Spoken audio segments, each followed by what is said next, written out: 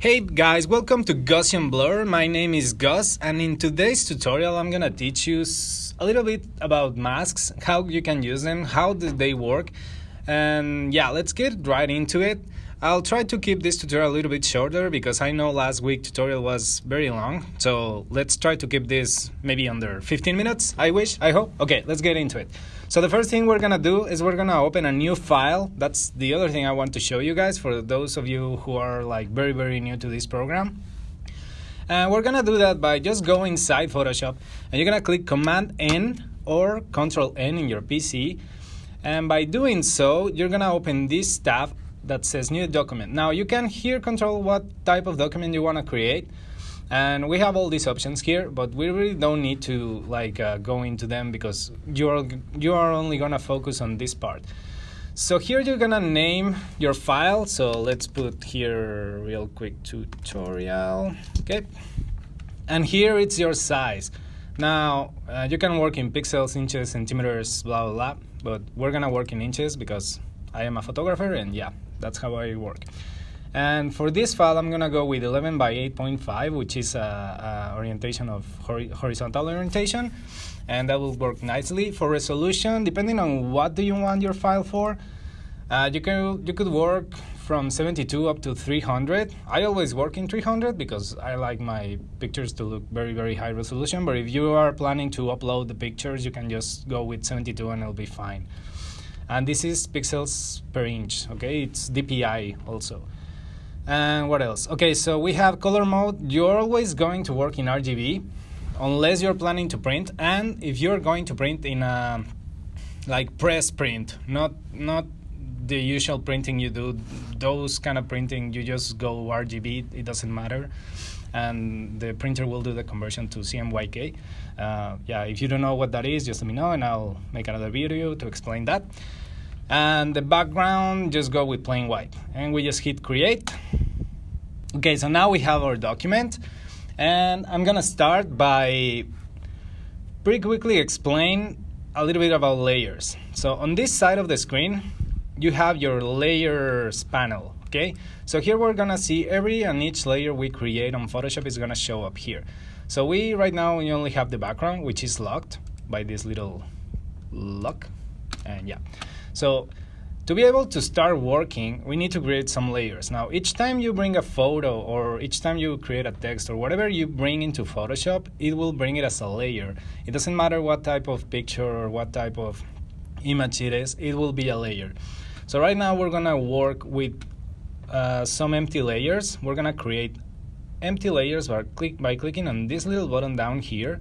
You click once and then you have an empty layer. So we're gonna create right now 4 different layers, and what we're gonna do with this is we're gonna create colors. So we're gonna click on the first one and we're gonna use our bucket right here. We're gonna select a color and we're just gonna click on it. Now we have this one, and now let's move on to the next one. We're gonna choose a different color for this and we're gonna fill it. And we're gonna do the same 2 more times. You can choose whatever color you want. This is just for explanation purpose, it really doesn't matter.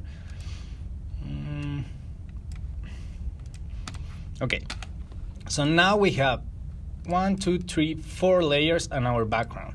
I'm gonna hide our background, actually I'm gonna delete it. I don't really need it to explain this. And we're gonna work with these 4 layers, okay? So now each layer can be edited or moved or modified separately. It really doesn't, you don't need to worry.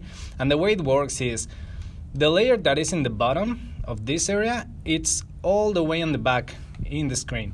So if I turn the orange and then the green and then the blue, then we have our magenta color, right? And as we turn them on, we have them in front of us. So the layer that is on the top is the layer that we have in front of us, right? That's very important to understand in order to work with masks, what's in front and what's behind our layer panel here. Okay, so now I'm gonna start moving them, and we can do this by clicking on top of the layer we want to move, and you can go with your move tool, which is this one up here, or you can just click V on your keyboard and you can move things around. Now, in order to make it move in a straight way, you're just gonna hold Shift while you move it, and that way you can just, let's put it somewhere around here, and we're gonna do the same with the green, and then I'm gonna do the same with the blue, and yeah, I like that. Okay, the reason why I'm doing this is so you see how they stack on top of each other. Okay, and it's gonna be good for the masks explanation. Now, masks are these little transparency layers, if you may. I don't know, I don't think that's a very correct term, but the way they work is if you create a mask for this layer, it's gonna allow you to work with the transparency to see through this layer. So it sounds very weird and it's very hard to explain, especially in a video, so it's easier for me to show you. So in order to create a mask, I'm gonna click on top of this layer, which is the orange color, and I'm just gonna click here on this little square that looks like a camera, and now I have my mask, right? This little like attached layer that appeared next to my orange color, this is a mask. Now, why is it white? The reason that it's white is because right now everything that it's contained in this layer is visible. So the other very important principle for this tutorial, in order to understand masks, you need to always remember white reveals and black conceals. So this means that whatever is white in my mask, it's gonna be visible. Now, if I grab this mask and I click Command I, it's gonna turn black. And now, give me 1 second because my computer is crashing. Okay, I don't know why I did that, sorry about that. And now it's black, so this means that everything that is inside my layer is not visible. So it's hidden, right? So let's go back to Command I and let's make it white again. Okay, so I'm gonna create masks for the first 3 layers. I'm gonna do the same. I'm gonna go to my green color and I'm gonna click down here. And I'm gonna go to my blue color and I'm gonna click down here too. Okay, so now each one of these have masks. Now, how do I work inside the mask? You can do this with the brush or with your fill menu, the one that we used last week, which was Shift Delete or Shift Backspace in PC. And here you would fill your mask with black or white. So if I fill it with white, which is, right now it's already white, so let's just fill it with black. So if I fill it with black, it's gonna disappear, right? So that's one way to work with this, and the most common way to work with masks is with the brush. Now, the brush, we have it right here. You can click on it or just click B on your keyboard. And the brush works pretty similar to the way the stamp tool worked, right? So we can make it bigger and smaller by using the brackets in our keyboard, or we can also go up here and we can choose our soft brush or hard brush. Those are the two that we are always going to use for masks. The difference is that, as I explained in the last video, the soft brush gives you a more blending mode, and the hard brush is very, very like hard edges. So we're gonna work with our hard brush right now, just to change. And as usual, you can change the size up here. And yeah, okay. So I'm happy with this size right now. Okay, notice that whenever I'm working with my brush inside my mask, now remember always you work with masks, be very careful, because sometimes if you change layers while working or if you modify something and you go back, you might be working in the layer and not in the mask. And if right now I grab my brush and I try to paint in my mask, I'm not gonna be painting on my mask, I'm gonna be painting in my layer, and I don't want that, right? So be careful. Always be aware that you have to be here, okay? So now, whenever you work inside a mask, it doesn't matter, you always wanna work with black or white brush down here. So that's one easy way to figure out if you are working in your mask or not. Look at this, for example, here I have orange, so this means that I'm not in a mask. So if I go to my mask, I can only work with black and white. And the way we are gonna switch between those two colors is with the key X in our keyboard. You just click X and it changes between them. Now, why would I want to change between them? Because if I paint, right now our mask is white. If I paint with black, look what happens. So it creates a transparency, like a hole in my layer, so I can see through it. Now I can see the green, right? So if I want to go back, I can click X and I go back to white and I paint again, and I am erasing, kind of erasing. It's not erasing, it's just painting black, painting white again my mask. So that way, all the things that are on my top layer are visible. So now let's do something fun here. We're gonna grab our selection, shape selection tool, and we're gonna just go with a quick rectangle here. Now this rectangle, we can either use the brush or the fill menu. If we use the brush, we're just gonna go with the brush and switch to black with X, or you can also switch between colors with this little button here. So we're gonna go with black, and I'm gonna paint. Now notice, if I paint with a selection on the screen, it will only paint inside the selection, unless I invert it. And the way we would invert that would be Command-Shift-I, inverts the selection, and now I can paint outside the selection, okay? So those are the two ways to paint with selections, inside or outside. So right now I can go and do this. Now this is the most common way, right? It's not the fastest. The fastest is if I have my selection here and I go Shift Delete, and I will just fill this with black, and there we go, right? This is way faster. But I mean, the brush works just fine, so it's whatever you want to use. So now that I have this, I'm gonna click Command D to deselect. Now I have if you see here, if I click on the mask while holding Shift, I can just disable the mask, so I don't see anything. Now if I click Alt and I click inside my mask, I can see only what's inside of my mask, which right now is just a black square, right? So if I go and I click Alt and inside the mask again, I can go back to my regular image.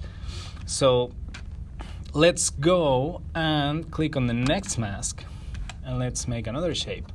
It can be a rectangle, circle, ellipse, whatever you want. So I'm gonna do this, and now I am working in the mask of my second layer, which is my green color. And I'm gonna do the same, Shift Delete, and I'm gonna paint with black. And now I get this. Now you may ask, why can I see only this part of the circle and not this part? Well, because in our mask, on the top of on the orange color, this is the only thing that we are allowing to be not visible on our orange. So when we go to our green color, we cannot see this bottom part, but if we turn off our orange, then we can see the whole circle. So I hope this makes very clear how it is. Basically, we're making holes in the layers so we can see through them. So now let's go to our final mask, and let's do another shape, quick one here. And same thing, Shift Delete, and we're gonna fill it with black. And then Command D to deselect. So now we have three different masks with three different shapes, and we can see through them thanks to the masks. Now if I turn the layers off, you can see how the colors change because of the masks. Now, what would you use masks for? Okay, so let's say you have a picture. Let me see if I'm pretty sure I have something to work here with.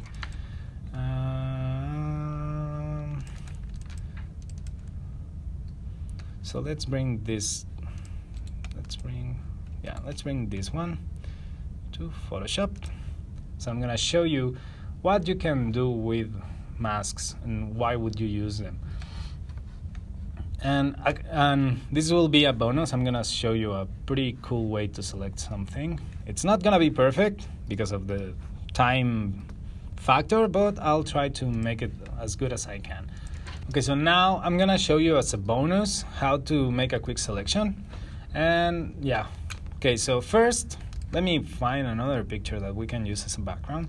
So usually, I'm pretty sure everybody sometimes wants to put something, like maybe you want to put yourself in another picture, or you want to put something else in another picture, and so on. So let me just find the picture we could use, and yeah, why not? Okay. So I don't know why a motorcycle would be going through ice, frozen lake, but yeah, why not? Let's, in Photoshop everything is possible, so let's do that. I'm just gonna make a quick fix of my picture here. It's not a very good picture, but it's okay. Okay, so now let's go back to our bike.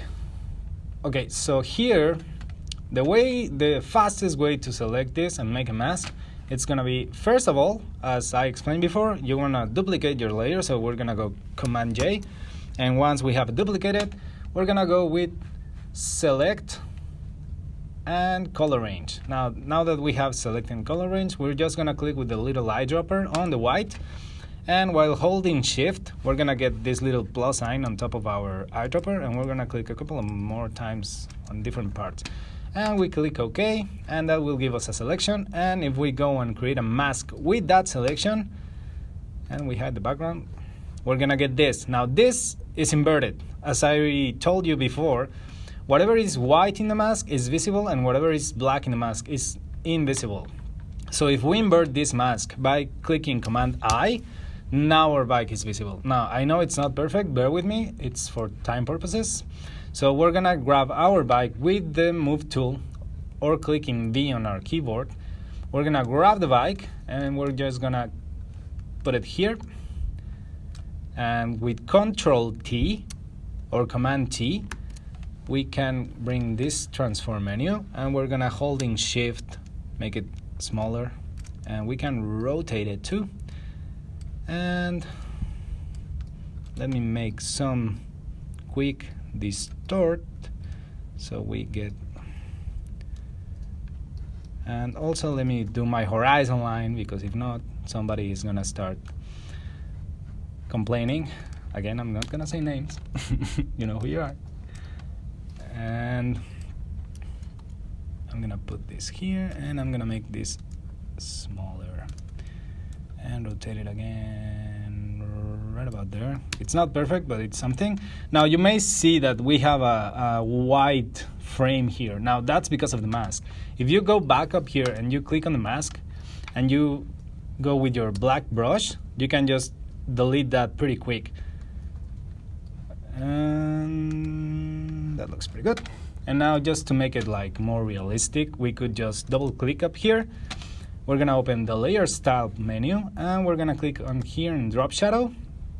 Now because of the sun is here, we're gonna go with an angle of maybe 45, if I can, yeah, 45.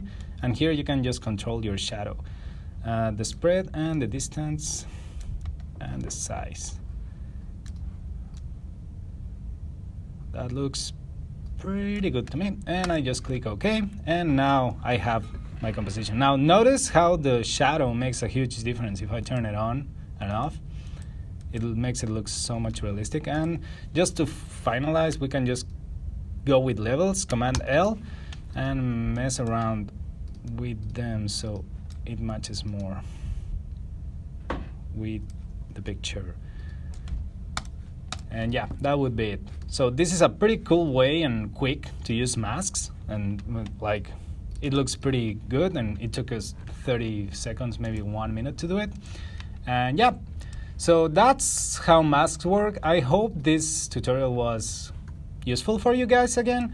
And again, if you could subscribe, it would be a lot of help for me. I still need to get 100 subscribers to get an A on my class, and I am just in 37. So please, if you are watching this, just click subscribe, and if you want, in 3 weeks you can unsubscribe. It's all good. But I hope this is useful for you guys. And if you have any questions, if you want to know more about any of the tools or techniques that I am using in these videos, please let me know down in the comments, and I will try to make a new video to explain them. And yeah, so that's pretty much it. Hope you enjoy it, and see you next week. Bye bye.